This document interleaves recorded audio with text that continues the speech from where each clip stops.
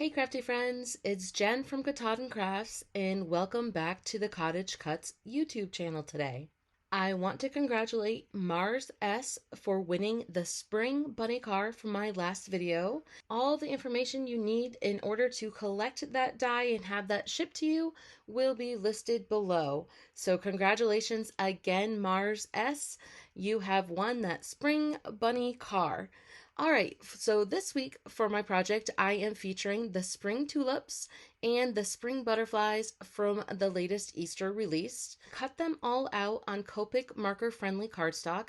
I actually cut 2 sets of those tulips out because I want them to go across the whole page of my layout.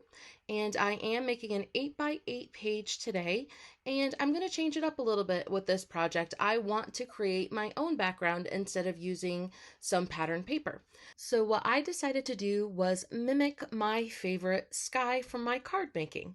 So I am using the stencil that I created with the cloud die, and I am using my favorite sky color with the tumbled glass oxide ink, and I'm going to reverse my clouds back and forth and just use my brush and just blend that right onto my paper.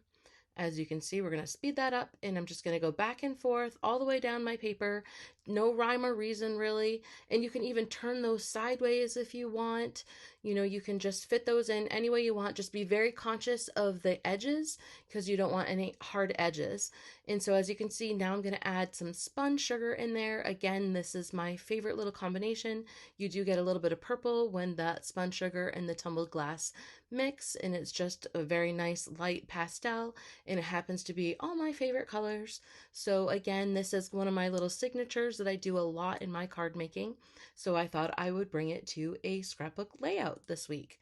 And I really do like the way it comes out. I mean, look at this. Look at these fluffy, wonderful clouds. I like it. So let me know if you guys like it too. And again, my favorite grass color, mowed lawn. And I love oxide inks because the more you blend, the smoother they get. You just keep on building up that ink, and it just gets smoother and blends easier. At first, it kind of is a little bit difficult, but then as you go, like I said, it just smooths like velvet almost. So they are my favorite inks to work with. And I'm just going to build that base up. And then when we have that done, I'm going to set that 7 3/4 by 7 3/4 piece aside, and I'm going to start working on my little tulips. Now, I wanted to do a variegated effect with my tulips today, so I'm going to use all of reds, oranges, and yellows on all of my tulips, but in different variegations. So I'm going to start with this one with my darkest red, and then I'm going to use a medium red, and then I'm going to go right into an orange. And then I'm going to pick up on my next tulip. I'm going to use that orange as my darkest color, and then use a medium orange, and then the darkest yellow.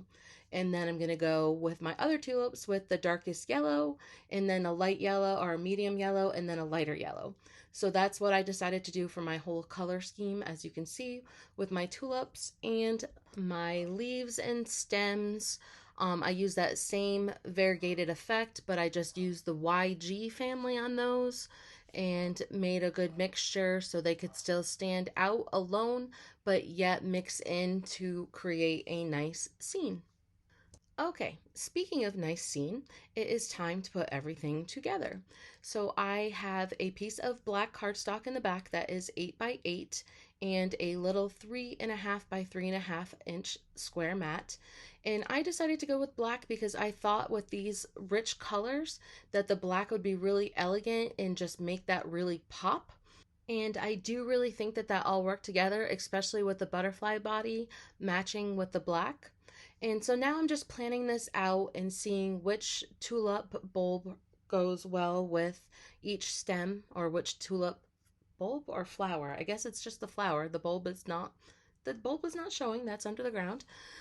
Anyway, and so I'm just kind of planning it out and knowing that I'm going to do it right across the page, but it's going to be easier to glue a little bit as I go. So I'm going to put that together for you just like that. Poof, magic. It is all put together. I did decide to pop up some of those for some dimension. So it's kind of like a tulip field, and then yeah, so some are in front and some of them are in back. And I couldn't stop this page without putting my, Winkostella glitter on here, because that just wouldn't be a project done by Jen. Everything's got to have some glitter on it. I like my glitter.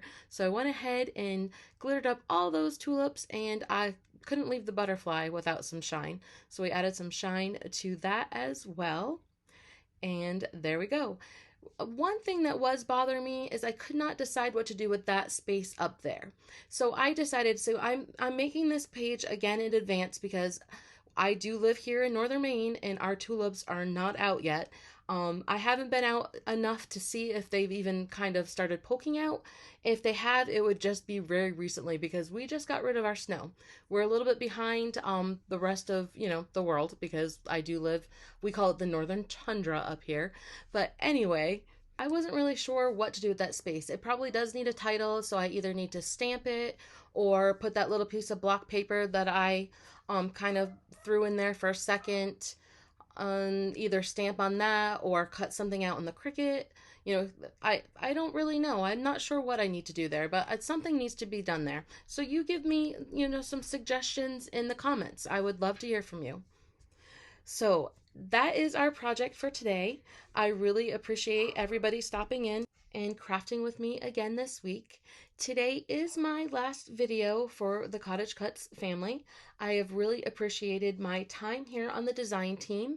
It has been absolutely fabulous. I love all of these products. They are amazing.